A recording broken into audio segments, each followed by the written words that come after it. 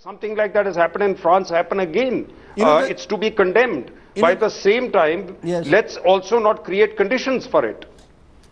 Yes, go ahead. I think we should also be wary of the power of the state on all this in the internet age. I mean, Charlie Hebdo, for example, sells only 30,000 print copies, but and it may not even survive as a print magazine, regardless of what's happened today. But the ability of people to run on the internet similar kind of cartoons with a much wider reach that the government really won't be able to control or ban, we're in a different age than we were. So are you saying that in today's age you can't ban satire, you cannot, you believe that freedom of expression means has a completely different meaning in the internet age? You can't ban anything anymore. Governments may make themselves feel better by issuing bans, but frankly, you're not going to be able to implement them. But why? But why was this magazine being deliberately provocative? If circulation was not increasing, then why do it? Let me take that to my other French guest. Why was it happening? Why was this happening if the magazine was being deliberately provocative and yet at the same time, Sebastian, was not, it didn't have a high circulation? Then why do it? Why do something which is, as I said, an invitation perhaps to groups of the kind that have gone on the streets of Paris today to kill journalists? I mean, indeed, because there is a place, there is a right to express this critique, because there's always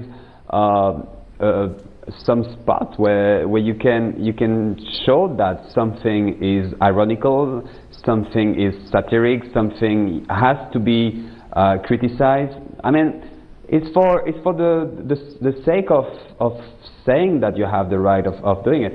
I mean, it's not only to sell papers. I think, and we had this debate for the last 3-4 years with this magazine, and even the government. You were talking about what should the government do and should they allow them. Of course, the government themselves were criticizing this Charlie Hebdo because they were saying you're putting us in danger. But the reaction hasn't been to ban it because the French people wouldn't have accepted it. No, French people. You have the right to express it. Yeah. No, the French people would not have accepted. The irony is, in this country, we happily accept if there was a ban, and maybe that's the nature of Indian society. Do you believe? Amir Raza Hussain, in India, we have to, that the state has every right, therefore, to ban. If a Charlie Hebdo kind of magazine was in India, would you support a state that banned it? Yes, I would. You would? I would definitely do that. In just last month, their Christmas edition, on the cover of the magazine, they showed the birth of Christ. They showed the Virgin Mary giving birth to a baby Christ. Now, I think that is disgusting. That is gross. So you believe that is not freedom of expression. That is not, that is not freedom of artistic expression. That is just something that is gross. And I think the Christian community, especially the Catholic community, the world over found it offensive, and I find it offensive. Yeah, but no one has to buy it. No, hold on. We've got another view. Yes, Charlie. If you find it offensive, don't buy it. Simple as that. Is it as simple as that? You're saying in the internet age, even if I don't buy it, I'll see it on the net. It's not as simple as that in my country. No, even if I don't see it on the, even if I don't buy the magazine, I will see it on the net. So how, are you saying that? Yeah, but you've got to seek it out on the net. If an image. So you're saying freedom of expression must be absolute. Pretty much absolute. Pretty much. I mean, we all know that there absolute. Javed Anand, do you agree with that? Freedom of expression has to be absolute. That if you don't want to buy a satirical magazine, if you don't like what's in a satirical magazine, don't buy it. Is it as easy as that? The freedom of expression is not absolute in any democracy, Rajdeep. But just what is relevant is the question of how many limits are placed on that freedom. Now, for example, in India, we have section 155A, B, whatever it is, which has to do with hurting the religious sentiments of a community or whatever it is. France certainly does not have something of that kind. In the United States, to the best of my knowledge, the only restriction on freedom of expression is when the state will come down heavily, is if you can show a direct correlation between the publishing of something, freedom of expression, and violence being precipitated. Can I just take that to... Different societies have different kind of limits. There are different kinds of limits. Casey, let me give you a final word on that. Do you believe that the freedom of expression has to be absolute, or in the times, as you call it, the dangerous times that we live in, there will be necessarily restrictions increasingly put in, and what has happened in France could perhaps lead to even more restrictions, worryingly.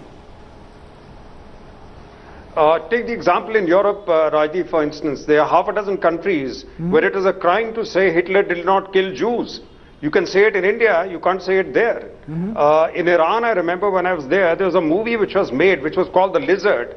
It is about a prisoner who runs away and becomes a famous Ayatollah. Now this is in an Islamic country. The regime didn't find out. They found it become very popular. And then they banned it. So, you know, you'll always, it's a variable thing. But in a country as multi-ethnic, as multi-religious as India, we will have to have our own gold standard.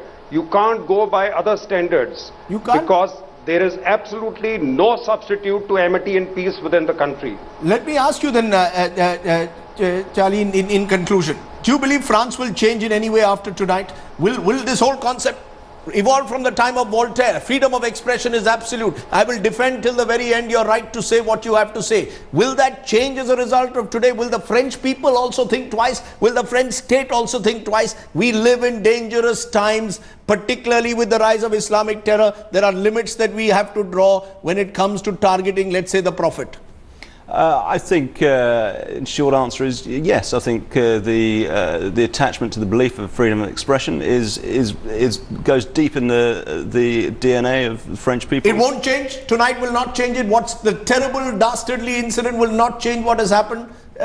Will not change that mindset. Will it reinforce the belief in defending freedom of expression? I think the danger is more rather than the belief in the freedom of expression will not subside, but whether there'll be a degree of self-censorship, whether another satirical magazine that might be just tempted to run a cartoon that's close to the edge, that they might just hold back. So they might hold back if there is another cartoon of a similar kind in the future. But that's self-censorship. That's self-censorship. I take your point, and I think that is one of the worries that will come in as a result of what's happened. But clearly this is an incident that is sending shock waves across the world. I appreciate all my guests joining me this evening on the news today at 9.